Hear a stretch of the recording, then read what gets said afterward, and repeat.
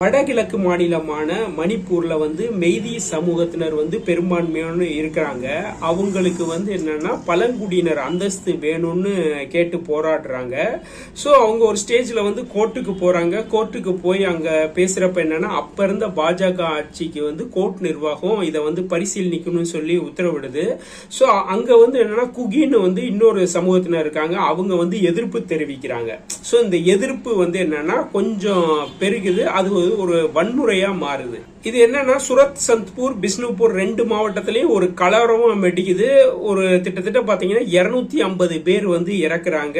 ஆண்கள், பெண்கள், குழந்தைகள் உட்பட ஒரு 250 பேர் இறக்குறாங்க. இது என்னன்னா ஊரடங்கு உத்தரவு போட்டும் நிக்கல. சோ அப்படிதான் போய்கிட்டு இருக்கு. சோ மக்கள்கிட்ட நிம்மதி இல்ல. எதிர்கட்சிகள் பிரச்சனை பண்றாங்க. உள்கட்சியிலையும் பல குழப்பங்கள் இருக்கு. இந்திய அரசியலமைப்பு சட்டப்படி 6 மாசத்துக்குள்ள சட்டசபை கூட்டியிருக்கணும். ஆனா என்னன்னா 6 மாசம் தாண்டியும் சட்டசபை கூட்டல. சோ என்னன்னா இப்போ ஒரு ஸ்டேஜ்ல பட்ஜெட் கூட்டத்தொடர் நடக்க போகுது. சோ அந்த டைம்ல என்னன்னா கட்சிக்குள்ளேயே பெரிய எதிர்ப்பு இருந்துச்சு.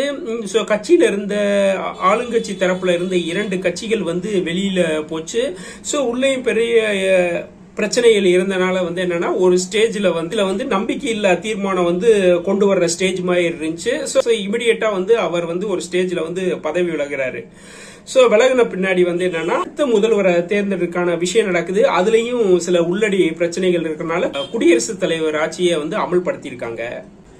கடுமையான இனக்கலவரம் நடைபெற சூழ்நிலை குடியரசுத் தலைவர் ஆட்சியிலாவது மக்கள் நிம்மதியோடு இருக்கணும்னு எதிர்பார்க்கப்படுகிறது.